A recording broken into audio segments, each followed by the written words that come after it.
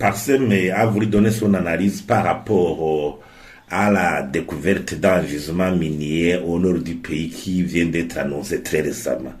Et pour Parsem, la question fondamentale, ce n'est pas l'existence des sites miniers, des gisements miniers, mais demain on peut en découvrir d'autres. On nous a dit depuis longtemps que le Burundi, le sous-sol du Burundi regorge différents minéraux, le nickel, d'autres minéraux associés comme le cuivre, il y a l'or, très récemment les terres rares, le coltan, les minéraux de 3T. Le sous-sol du Burundi, depuis longtemps nous sommes habitués à des annonces nous disant que nous avons un sous-sol très riche.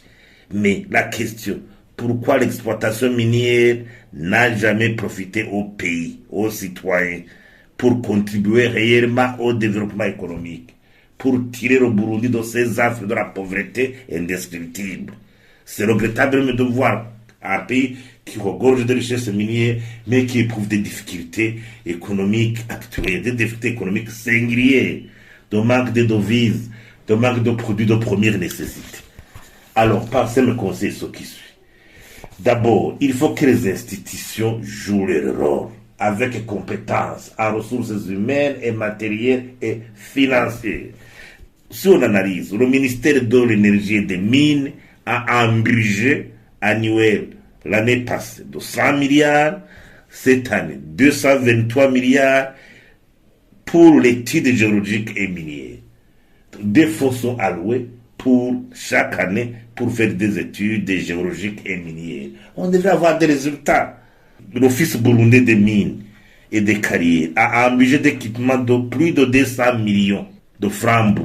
C'est un budget pour aider à l'office minier d'avoir une mainmise de suivi et de contrôle sur toute question minière. Même depuis longtemps, sous le régime Bagaza, on a toujours donné une cartographie des mines pour notre pays.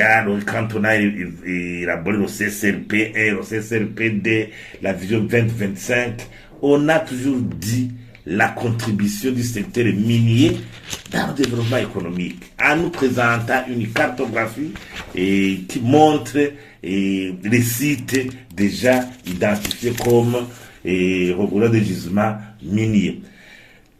Deuxièmement, il ne faut pas toujours se fier à l'exploitation artisanale. L'exploitation artisanale à travers ces coopératives minières, nous l'avons vu, ça profite à une poignée d'hommes. L'exploitation artisanale, ça profite à une poignée d'hommes politiques en collision avec ces soi-disant détenteurs propriétaires de coopératives minières. Il faut une exploitation industrielle qui respecte toutes les étapes. D'abord la prospection, la recherche qui doit même aller en profondeur pour voir la quantité, les réserves minières et l'opportunité même d'exploitation. L'étude de faisabilité qui montre si vraiment il y a nécessité d'exploiter le gisement minier par rapport aux résultats financiers qu'on pourra avoir. Parce que l'étude de faisabilité montre si vraiment on va avoir bénéfice par rapport à l'exploitation minière engagée. L'étude d'impact environnemental pour voir si l'exploitation minière ne cause pas de tort, ne cause pas de dommages collatéraux liés à la situation de la fertilité des sols ou autres. Et il faut choisir les compagnies et faisant la prospection, la recherche dans la transparence. Parsem aussi conseille le gouvernement d'adhérer à l'ITIE. L'adhésion à l'ITIE est très fondamentale pour s'ouvrir à la transparence. C'est l'ITIE qui assiste les pays, surtout pauvres, moins développés, au niveau de la signature des contrats miniers, pour les assister techniquement, pour ne pas signer des contrats déséquilibrés. Vous savez, ces multinationales se comportent comme des rapaces quand ils font face à des gouvernements faibles, des pays pauvres, il y a tendance à signer des contrats déséquilibrés. L'exemple est que le président même de la République vient d'annuler certains contrats signés avec des multinationales au niveau de l'exploitation des terres rares. L'adhésion à l'ITIE est très fondamentale. Initiative de transparence des industries extractives. Il faut aussi justement tirer les leçons du passé. Pourquoi des contrats ont été annulés? Pourquoi des contrats ont été annulés? Il faut un audit pour donner des recommandations claires, en bonne et due forme, pour que le secteur minier soit vraiment promoteur du développement économique dans notre pays. L'autre élément fondamental, c'est l'analyse du contexte international. Actuellement, on dit que l'économie des matières premières, ce n'est pas l'économie qui va propulser l'émergence des pays pauvres. Non.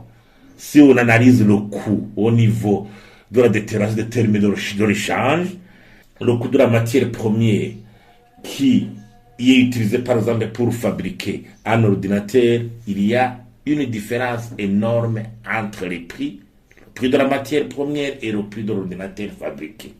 Donc actuellement, l'idée est que tous les pays pauvres doivent au moins faire des investissements minimums au moment de l'exploitation pour accorder une valeur ajoutée aux minéraux exploités.